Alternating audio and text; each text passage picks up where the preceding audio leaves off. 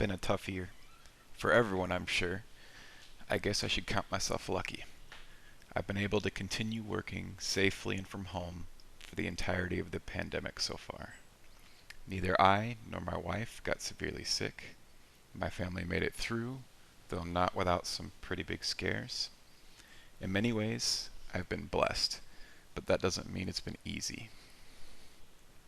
I lost my father-in-law to cancer last year.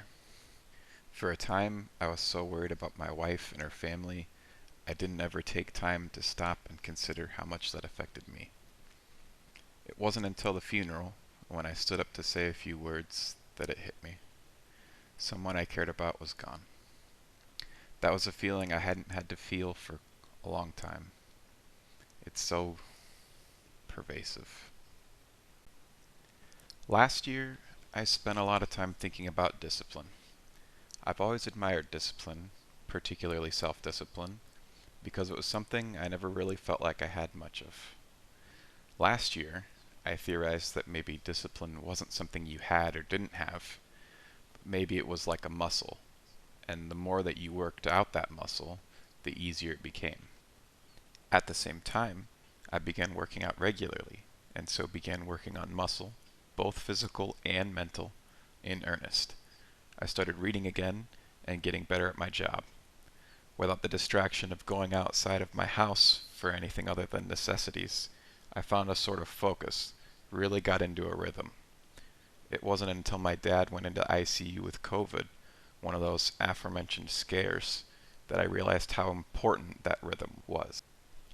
I've been battling my own medical issues, and though they're on a much less deadly scale, they've taken their toll.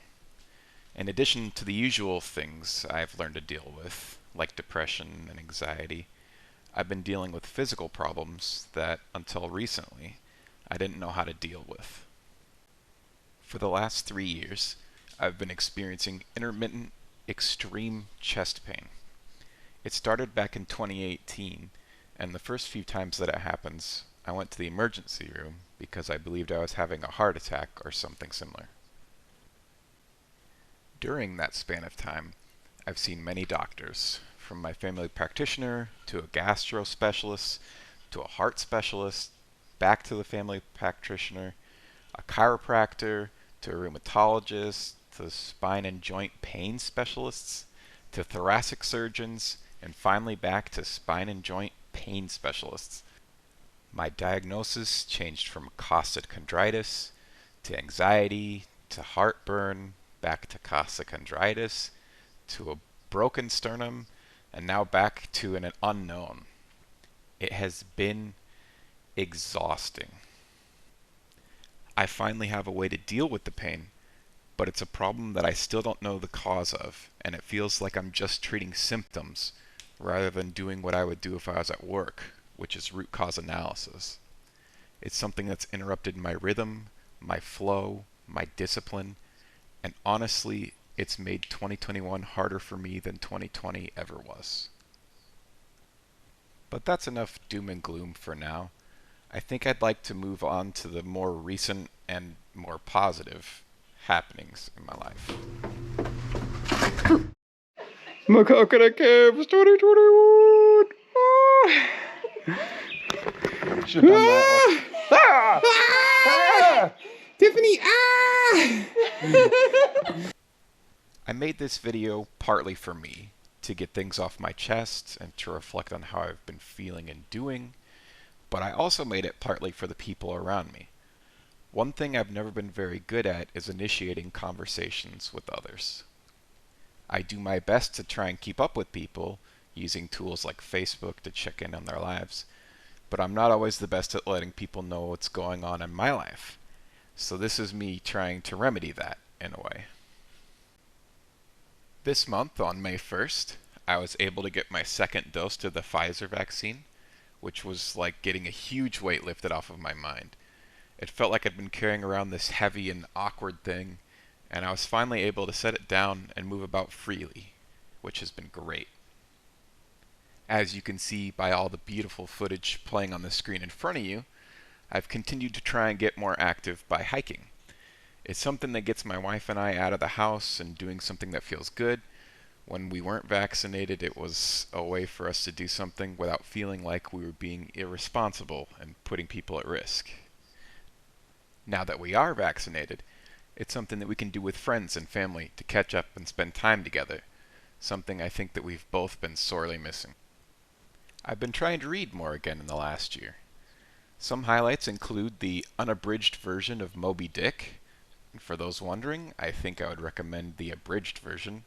I spent way too long reading the character try to scientifically classify whales as fish and not mammals. I also read a couple of R.A. Salvatore's Drizzt novels, and I read The Left Hand of Darkness by Ursula K. Le Guin. And let me tell you, this book, for me, was life-changing.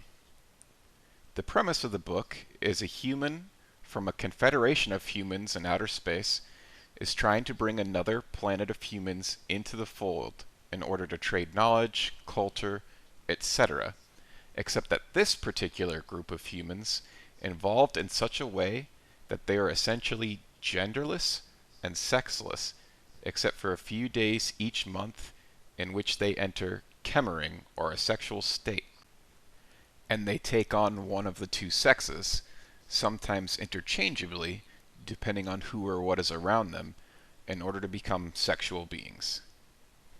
It's so incredibly interesting and thought-provoking, and as someone who is married to an asexual woman, it's really opened my eyes and helped me to realize just how much sex and gender are ingrained not just in our culture, but in us as a species. To see Le Guin's take on a group of humans who don't have that is just absolutely magical, and something I would never have considered before reading this book. Most recently, I've been reading Brandon Sanderson's Stormlight Archive series. I just finished the first book, which was a whopping 1,253 pages, and it was quite enjoyable. Sanderson seems to take his time with his characters in this series, really fleshing them out and giving them all reasons to be doing what they're doing in a world setting that is so very interesting. I believe I will be starting the second book sometime this week. In some kind of more quickie news, I've put a few pounds back on in the last couple months after losing so many last year, but I'm still under 200 pounds, which was what my initial goal was when I started working out last year. I have a new goal to get close to 180 pounds, and now that I have a way to deal with my chest pain, I hope to be making progress on that again soon. For my next bit of quickie news, starting soon, I will have the opportunity to go back to the office and work with my colleagues for a couple of days each week as the number of COVID cases hopefully continues to trend downward. And for my last bit of quickie news, something I've personally been very excited about, I occasionally stream video games on this YouTube channel, so feel free to check it out if you're interested in that kind of thing, or just want to troll me when I'm gaming, like my good buddy Christian. And lastly, if I can bring it back to a more serious note again, I've been thinking a lot about what it means to matter. I think that everyone wants to matter, and I think for everyone that might be something a little bit different and unique, but I've been thinking about what it means to me to matter. One thing that stands out to me when I think about this is I want to make the world a better place. I want to put good things out into the world, and I want those good things to in turn inspire more good things. This was always my driving motivation when writing. There were authors that really provided something for me growing up that I desperately needed, whether that was an escape, or a character to relate to, or a different way to see the world, or whatever, and that's something that I've always wanted to do myself for other people. I haven't written a whole lot in the last couple years, mostly because writing is hard and emotionally and mentally draining. I don't know if I'll pick up a pencil anytime soon, but I think I would like to. Or perhaps I'll find some other way to contribute goodness to the world, like volunteering, an idea that I've kind of latched onto lately. Or who knows? Maybe I'll become some big YouTube influencer and start trying to sell you all t-shirts with the Mega Geek EXE logo on them or something. Anyways, I think that's enough of that for today. But stick around a little bit longer if you want to see me and my friends reenact that scene from The Lion King, where they're singing Hakuna Matata and Simba grows up from a cub into an adult. And if not, well, I hope you're having a good day, or night, or whenever you're watching this, and I'll see you guys next time. Peace.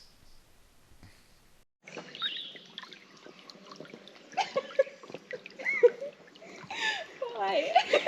I'm losing my balance real quick. Right, same. I'm like, all of a sudden I'm losing my balance. There's no way they did that. Might have been a mistake. I'm just standing in place. Walk like this. Hakuna Matata. Hakuna Matata. Hakuna Matata. Hakuna. And there's no worries for the rest of the day. Yeah, sing it, kid. They're probably free.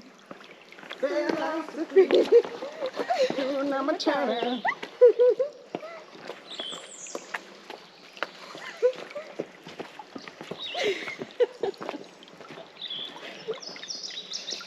Hakuna Matata. Hakuna Matata.